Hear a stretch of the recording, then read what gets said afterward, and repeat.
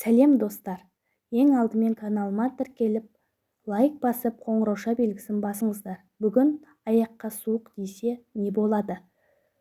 Сол туралы айтатын боламыз. Көптеген адамдарда суық тию сырқатының тууына септесетін бактериялар бар. Алайда аяқ температурасы төмендегенде тұмау түріндегі оның белгілері пайда болады. Аяққа суық тигенде мұрындағы тамырлар тарылып, қанның келуі азаяды. Осылайша жылудың тез жойылуына алдын алады. Алайда қанды инфекциямен күресетін иммундық жасушалар болады. Аяққа суық тигенде мұрын мен тамақтың шырышының қауіпсіздігі азаяды. Сондықтан аяқты жылы ұстаған жөн. Сонымен қатар мұрынды да ұмытпаған абзал.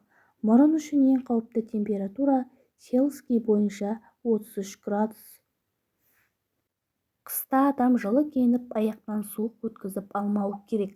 Өйткені аяқтан өткен сыз бірден денеге таралады.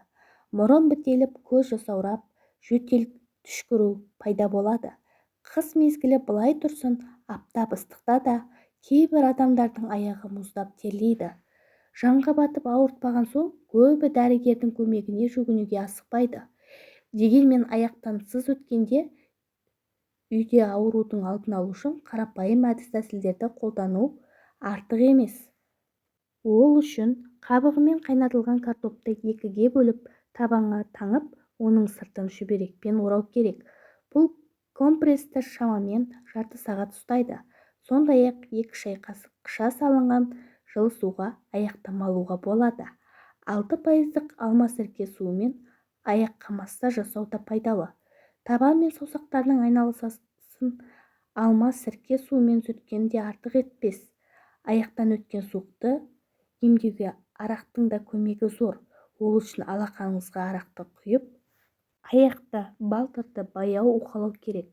200 грамм араққа 2 шай қасық қызыл бұрышты араластырып, 10 күн қараңғы жерге қойған жөн. Дайын болған тұнбамен аяқты сүртуге болады. Емді ұйқыға жатар алдында жасау керек. Балаларға арналған крем немесе вазелинді, қызыл бұрышты, гүлшеттен немесе камфор майын араластырыңыз.